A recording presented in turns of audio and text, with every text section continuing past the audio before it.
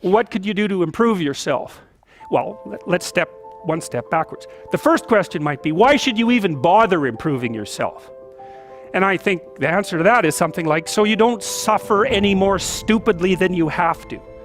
And maybe so others don't have to either. It's something like that. You know, like there's a real injunction at the bottom of it. It's not some casual self-help doctrine. It's that if you don't organize yourself properly, you'll pay for it, and in a big way, and so will the people around you. Now, and you could say, well, I don't care about that, but that's actually not true. You actually do care about that, because if you're in pain, you will care about it.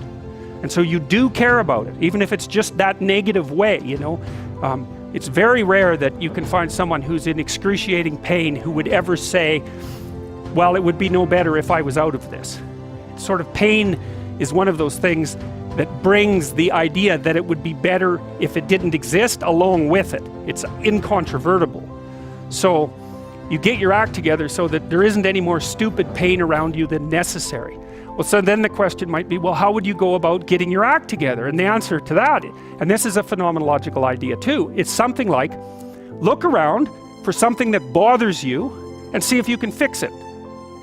So now you think, well, let's say you go into you can do this in a room. It's quite fun to do it just when you're sitting in a room, like a room, maybe your bedroom. You can sit there and just sort of meditate on it and think, okay, if I wanted to spend 10 minutes making this room better, what would I have to do? And you have to ask yourself that, right? It's not a command, it's like a genuine question.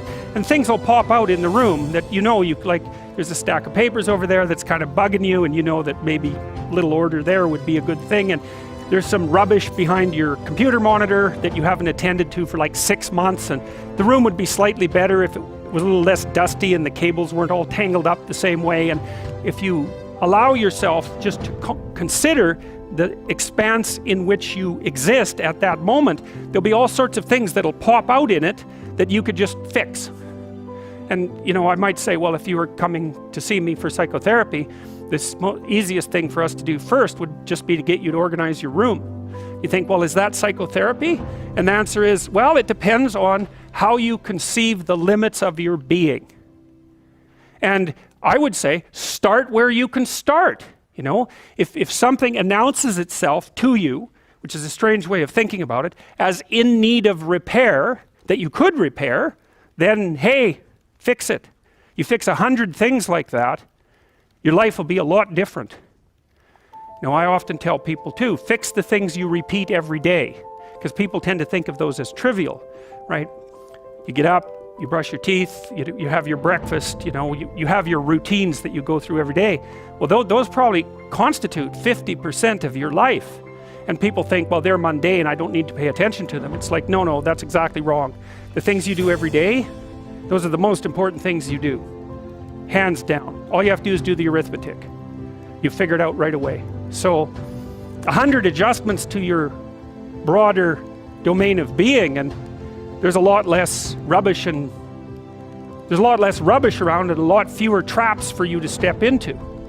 And so that's in keeping with Jung's idea about erasing once you've got your mind and your emotions together, and once you're acting that out, then you can extend what you're willing to consider yourself and start fixing up the things that are part of your broader extent. Now, sometimes you don't know how to do that. So you might say, imagine you're walking down Bloor Street and there's this guy who's like alcoholic and schizophrenic and has been on the streets for 10 years. He sort of stumbled towards you and, you know, incoherently mutters something.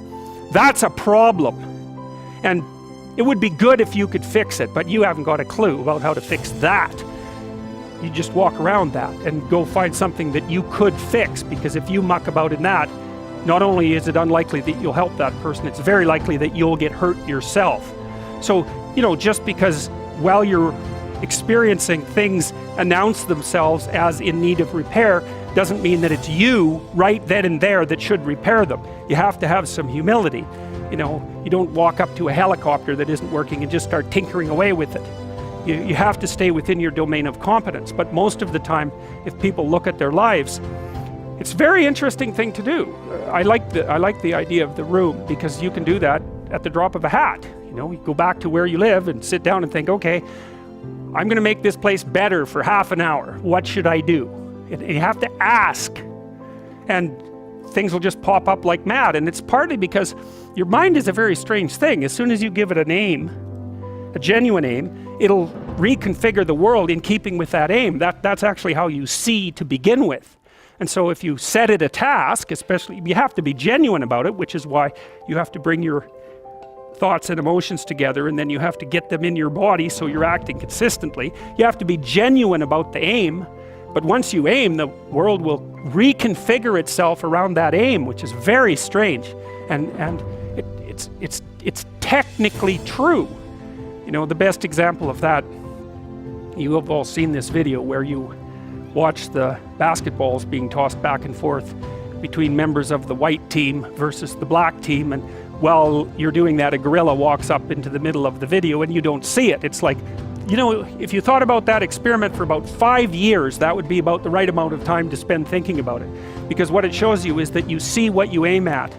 And that, man, if you can get one thing through your head as a consequence of even being in university, that would be a good one. You see what you aim at.